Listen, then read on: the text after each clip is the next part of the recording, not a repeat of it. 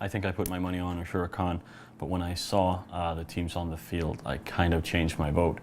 Now, of course, I look like a complete idiot because they got wiped out. What happened? Bad things. That's a great reply. I mean, what? They didn't seem to. Advocate Destruction couldn't put damage on anything the whole match. They just floundered around and then blew up.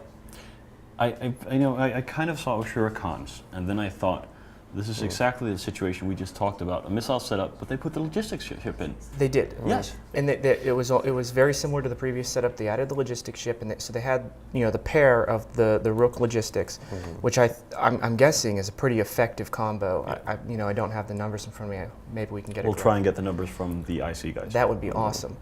Yeah. I'm excited to see that Ashura Khan switched setups again and went to something new. I wish it hadn't been missiles because. Guys, you make me look bad on TV, come on. Yeah. Plus, they're really representing the Minmatar with the Al-Kaldari team. They had the token Scimitar. Yeah. Yeah, pretty much. Which is an awesome solo logistics ship. Like, if you've got a small gang, it's incredible to fly on its own. Yeah. I fly one myself. It's a lot you of can fun. tackle with it as well. It's great. Oh, yes. Yeah. It's a good tackle ship. Great scan res, so you can lock things very quickly. Kronotis, do you have a tackle scimitar? I don't. I lost my last scimitar in a very bad way. Really? I was actually just transporting it at the time, and it kind of died with the ship that was kind of transporting it. Oh, and that kind of death. Yeah, it was very bad. I loved that ship as well. Yeah. It was with me for almost a year. Yeah, it is a very good ship. Yeah. When I saw the setup, I thought that like one of the good counters to the logistic ships is the curse, obviously, because you can go in and you can drain it completely and then just destroy everything. When I saw the Ishtars and everything, I thought like, this could work. Yeah, this could work, and then it didn't work at all. It was Much like my riding bears plan. Yeah. A solid-looking setup that. Yeah. I don't know what kind of drones they dropped. I don't know what there was just no damage coming from the Advocate Destruction team. I mean, I know they had the bouncers out on the Ishtars, and it looked like they were doing remote armor rep drones from the curses, which, if you're relying completely on the E-warfare from the curse in terms of the tracking disrupting, that's a great strategy against anything but missiles. And then having no damage drones, just kind of, it's almost shoe on head worthy. I mean, they almost had the scimitar down to half arm at the end, half shield at the end there. So they were going for the linchpin. Yeah, they should have gone for it much sooner. Yeah.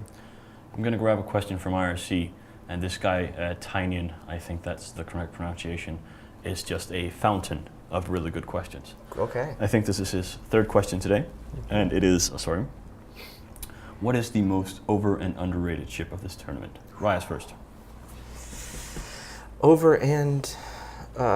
Most overrated ship in this is probably the Drake. People are expecting it to do more than it can do. Probably the most underrated ship, it's a toss-up for me between the Stiletto and the Thrasher. Mostly just because of points involved. We're talking a 1-point difference, but both fill either a DPS role with some E-warfare or a very survivable E-warfare platform very well. And I'd like to see more of them. I'd say the Drake's definitely the most overused for what it can do. I don't know if it's overrated because it seems like everybody's always like, Drakes suck. But in terms of the ship that everybody says is fantastic and ends up not being that fantastic all the time, maybe Harbingers. I feel like they're one of the weakest of the 3 turret battle cruisers. They tend to be dying faster than the rest. And for most underrated, I'd probably go with the destroyer hull ships, especially the Minmatar ones. Yeah. Kronotis? Yeah, I mean, the most underrated for me was definitely the Sabres. I love them. Yes. And just, you saw it there with the early match, there was like 3 Sabres tearing stuff up. Yeah. And they were loving it. And same with, the destroyer hulls are pretty awesome in this kind of context. And 2 points. Yeah. Yeah.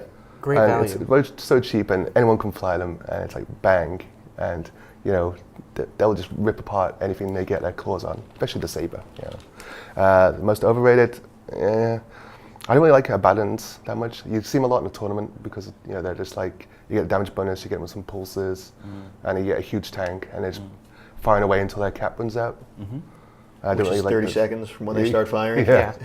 and they're really horrible ships to fly in fleets, I find. But I don't like them. I see them a lot in tournaments, but not so much this time.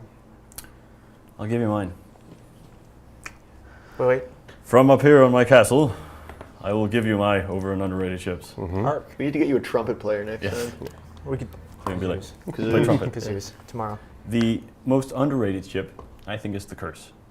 Oh, Curse okay. is one of the best ships at shutting down logistics. And back when we had dual logistic ships allowed, that was basically the only thing you could do. And that is a really, really good ship, and it gets drones as well. Possibly the Ishkar. I love the Ishkar as well. Ishkar gives you, for relatively few points, gives you a bit of DPS output. It gives you 5 drones, and it gives you mid slots full of electronic warfare. Yeah, Ishkar is a very good ship. Really do love that one. And for overrated ship, I don't know. I think you hit the nail on the head with the battlecruiser, the Umar battlecruiser. I think that might be it. I'm not gonna. I want to say the Drake so badly, but it does well sometimes. Well, and if I remember last time I checked the IC stats, the Drake was handedly outperforming the Harbinger in terms of teams that had survived or won with Harbingers. I think the Harbinger efficiency was somewhere around like 23%, and the Drake was hovering above 50%. Yeah, I think we honestly need to give the tier 1 battlecruisers some love. I think we do. I think we do as well. Those two, and they since the tier 2s came out, they haven't really been seen at all, and I think that needs some love from us. Because the tier 1s, the Ferox, versus the Drake. Why would you ever bring a Ferox? And same thing with the Blasters. Yeah. I mean, Mars, the Prophecy is like. I haven't ever flown a Prophecy. Yeah. I've always looked at it and thought, yeah, right. Blasters on the Prophecy.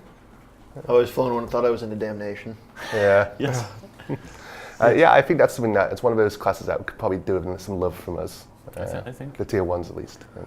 One thing, if I can just put an asterisk at the end of this whole conversation, Harbingers, very good ships, just have not been performing well in the tournament. Oh, I totally agree. They're not bad ships. Absolutely. In the same way that as much as I dislike Drakes in tournament connections, on TQ they're wonderful. I mean, great PvE ships, good for small game stuff and all that hullapalooza. But yeah, it's not my favorite tournament ship. Should we see if that guy has more questions? He's really good. I like him. Sure. He should just bring it on. The show. Just kick everybody else out of the IRC channel. Team Yankee Doodle Danger is ready to take your questions. Yeah. Oh. Listen, he doesn't actually have another question. Oh. Which means that I'm in a complete state Well, I have of a question for him. Why doesn't he have another question? Good question. Let's just go into the next match. It is Beyond Virginity versus ISK6. Yeah, another good match. Tresbeck, what do you think? I hope Beyond Virginity wins. I think that they can pull it off, and I love their name. Yes. Are they really Beyond Virginity? Who knows? Who knows? I just, as I was saying, Probably not. I think I said this and it never ended up making it to air, but I hope that they go very far so that you guys have to publish a lot of stuff that says, like, Beyond CCP Virginity. is very proud of Beyond Virginity and in our internet spaceship We game. hope all our players go there. Yeah. Yep. Anyway, do you think Beyond Virginity is going to win? I think they can do it. I definitely favor Beyond Virginity. I've fought against them. I know they have some really skilled pilots. And, IS6 being a bunch of bankers for Eve Hold'em Poker. Oh, yeah. Okay. I actually didn't know who they were. Oh, well, now everyone knows, so you should check out Eve Hold'em Poker. I'm sure they wouldn't mind the plug. I don't play myself. I'm terrible. But they've, even if they go out, still props to them for, bringing basically what is a group of alts to this and doing very, very well. Certainly. Chronotis. I think I'll go for the outside guys, and the ISK6 guys. I mean, poker's a great game. We should vote for those guys. Be interesting to see what the odds are. Yeah. Yes. I'm actually going with ISK6 as well. I do like poker, but I like that they brought Dominixes and different stuff. They didn't bring the same old Drake. Yeah. Drake's That would be pretty against the rules, good sir. Yes, it would. That would be cheating if you brought 10 Drakes. You'd be cheating. Ooh. Good taste. Anyway, let's find out who's going to win this one. ISK6 versus Beyond Virginity.